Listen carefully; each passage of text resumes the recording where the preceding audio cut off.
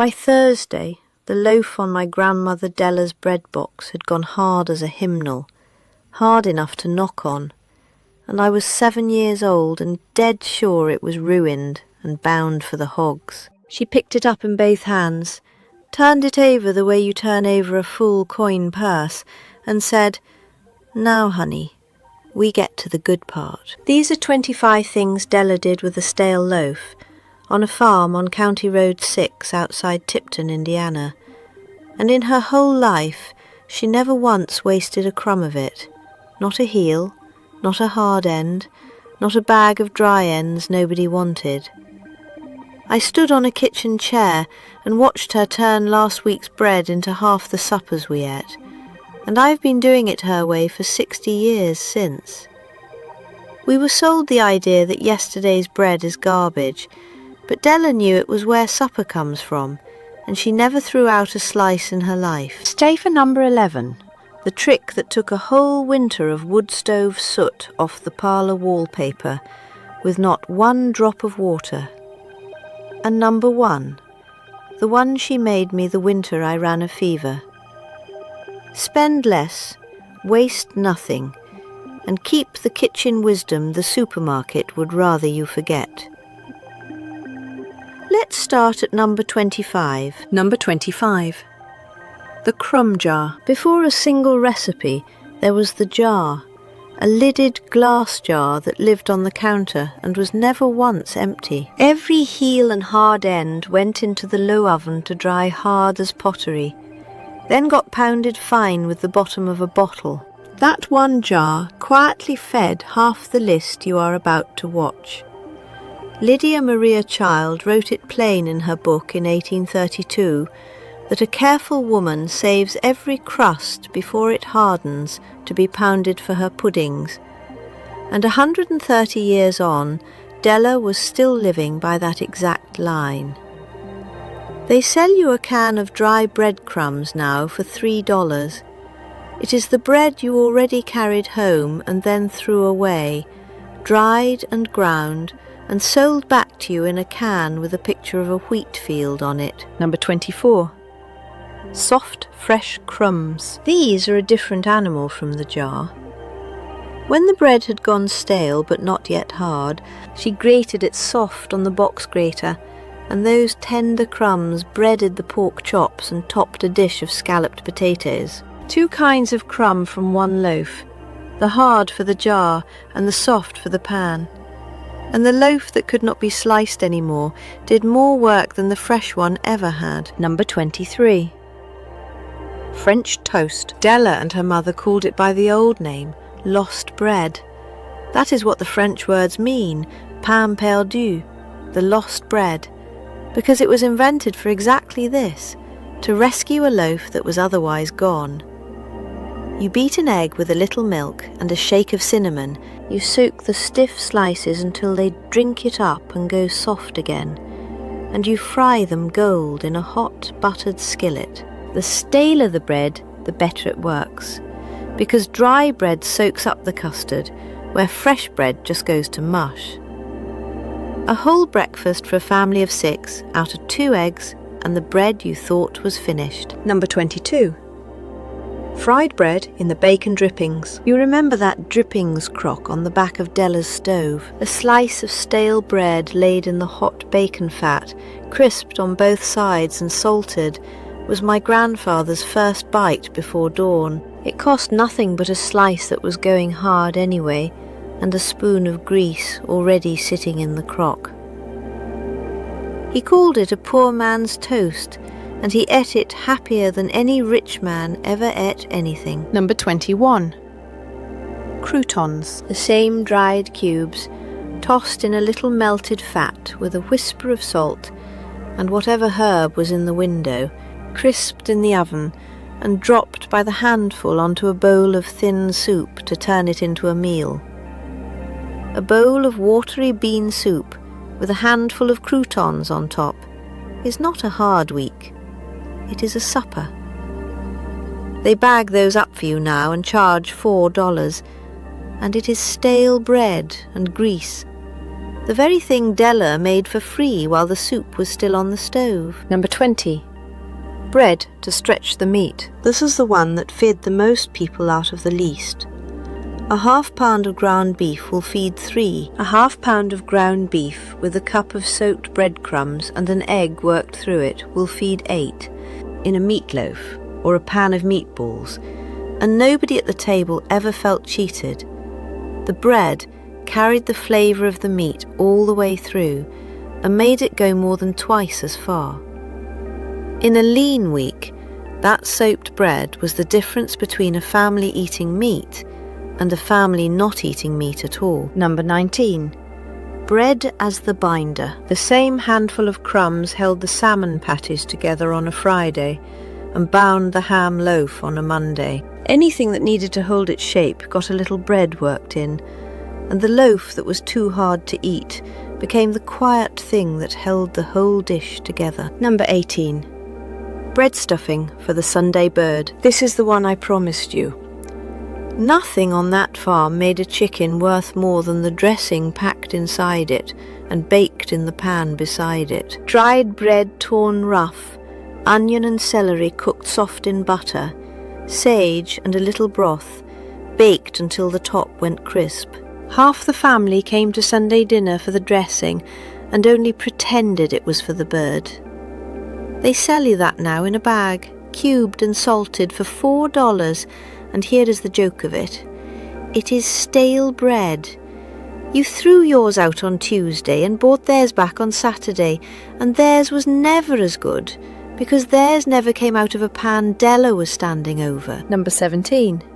Bread sauce. This one is nearly forgotten now, and ought not to be. You simmer torn stale bread down soft in a pan of milk, with a whole onion stuck full of cloves, and it thickens into a mild pale sauce that made a plain roasted bird taste like a holiday. Mrs. Beeton printed it in her big household book back in 1861, and it crossed the ocean and landed on Indiana tables and stayed there.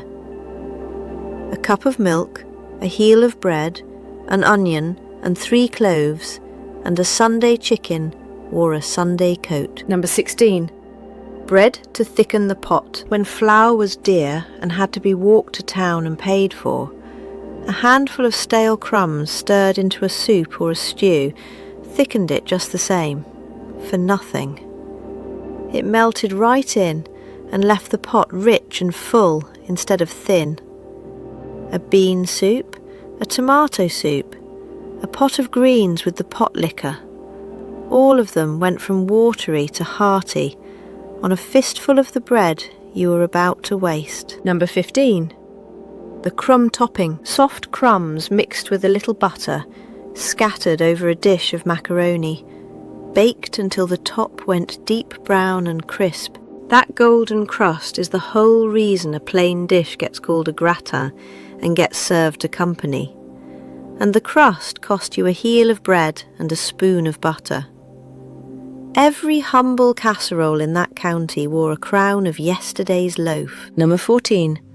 Apple Brown Betty. If you saw my desserts video, you know this one, because that same crumb jar is where the Betty came from. Layers of dried crumbs and sliced windfall apples, sugar and cinnamon and a dab of butter, baked until the top went brown and crisp. 3 apples off the ground and stale bread out of the jar.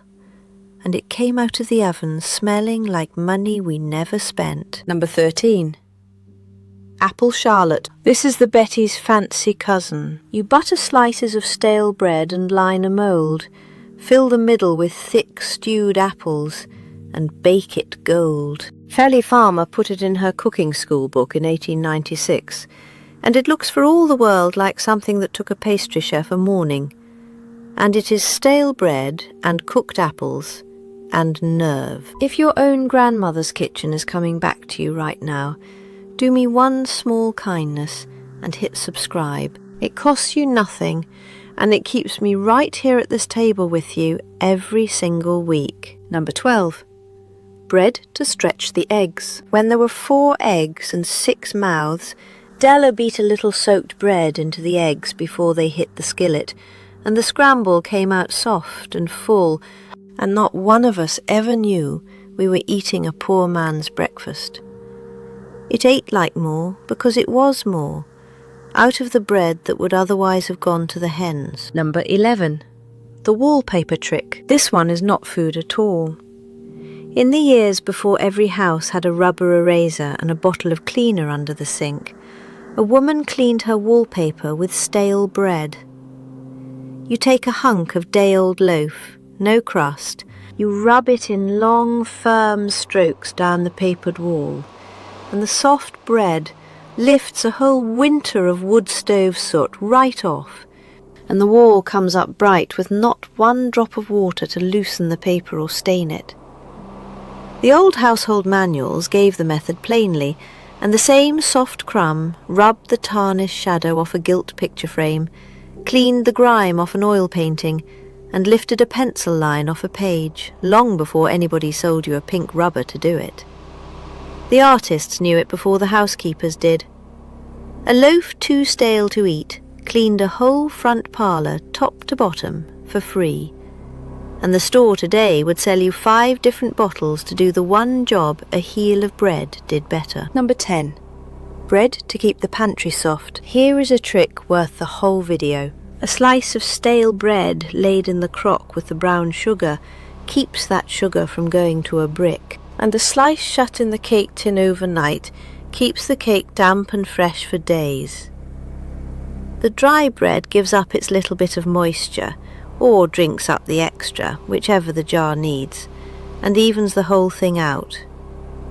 Della kept the brown sugar soft as the day she bought it, with a single heel nobody would have eaten, and never once threw out a hardened block of sugar in her life. Number 9. Melba toast, the dried and twice-baked toast that keeps for weeks in a tin. Thin slices baked low and slow until they go crisp and dry clear through. Stored in a tin against the damp, brought out for a bowl of soup, or a spread of soft cheese when the fresh bread was gone. It was a way of banking bread, of putting good crisp toast by for the week, the way you put up beans. So a stale loaf became a full tin that outlasted the bread it came from. Number 8. Crumbs on the bottom crust. When Della built a juicy fruit pie, a pie of those tart windfalls, or the first sharp pie plant of spring, she scattered a handful of dry crumbs across the bottom crust before the fruit went in, and the crust came out crisp underneath. Every good pie in that kitchen sat on a secret layer of yesterday's loaf, and not one of them ever went soggy in the middle. Number 7. Creamed gravy on toast. This was a whole hot supper on a night there was next to nothing in the house. A spoon of flour, a little fat, a cup of milk stirred into a plain white gravy, a shake of pepper, poured steaming over slices of toast made from the drying loaf. If there was a scrap of dried beef or a bit of sausage, it went in, and if there was not, the gravy and the toast alone filled a plate and warmed a cold child clear through. A whole family fed hot for the price of a spoon of flour and the bread that was already going hard. Number 6. Crumbs to stretch the sausage. On a morning there was only a half-pound of sausage for a table of 8. Della worked soaked breadcrumbs and a little sage through the meat, fried it in patties, and it went twice as far, and tasted, if anything, richer for it. The bread took on the sausage and the sage and carried it to every plate. It is the same trick as the meatloaf, moved to the breakfast skillet, and it is the reason nobody in that house ever sat down hungry. Number 5. Bread and butter pudding, the plainest sweet in the book, and one of the finest. You butter the stale slices and lay them shingled in a dish. Scatter a palmful of raisins, and pour a milk custard over, and let it sit until the bread drinks the custard up before it ever sees the oven. Then you bake it slow until the top slices go crisp and golden, and the bottom turns to soft, sweet custard. Mrs. Beeton had a version of it in 1861, and so did every farm wife in Indiana, and it is buttered stale bread and a cup of milk, and it tastes like the inside of a warm house. Number 4. The hens and the scrap bucket. When the very last of it was too far gone even for the crumb jar, it went to the hens.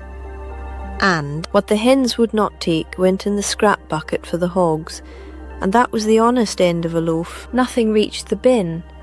There was no bin, not the way we mean it. A loaf came into that kitchen and left it as breakfast, as supper, as dessert, as a clean parlour wall, and finally as an egg the next morning, and the circle closed with not one crumb falling out of it anywhere. That is what she meant all those years when she said she never wasted a thing. Number 3. The heel of the loaf. Now, everybody in the world thinks the heel is the part nobody wants, the end you leave in the bag. In Della's house, the heel was the best part, and she gave it to the person she loved the most in the room. Buttered warm and handed across the table to a child, soaked in the last of the gravy and set in front of my grandfather. She would take the 2 ends for herself and give away every good middle slice. And only years later did I understand that the heel was never the leftover. The heel was how she told you, without a word, that you came first. Number 2.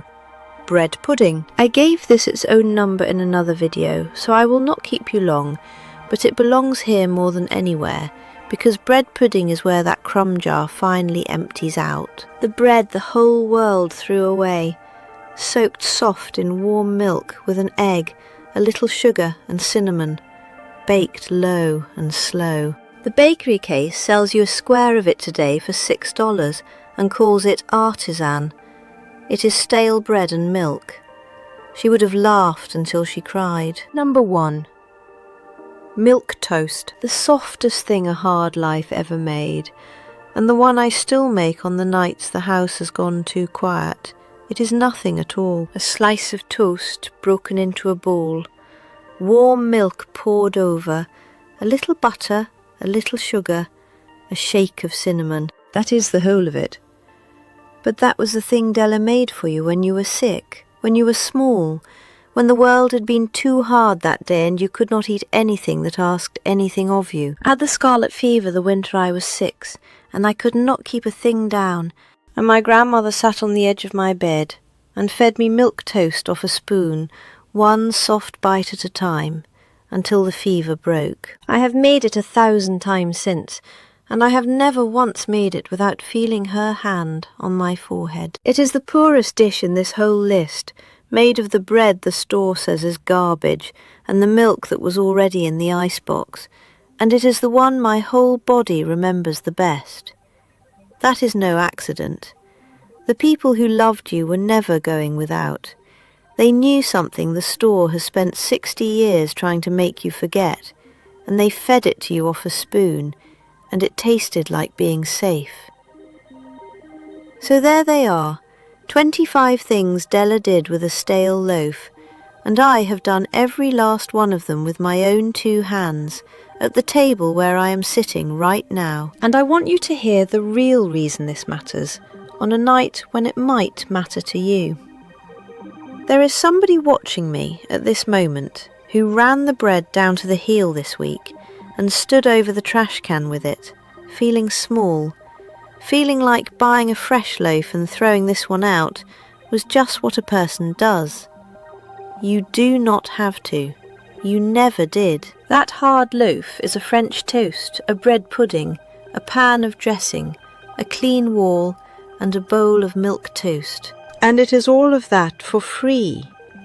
They sold us the forgetting one loaf at a time, and all it takes to win the whole thing back is a stale loaf, a warm oven, and the plain nerve to believe your grandmother knew more than the grocery store ever will.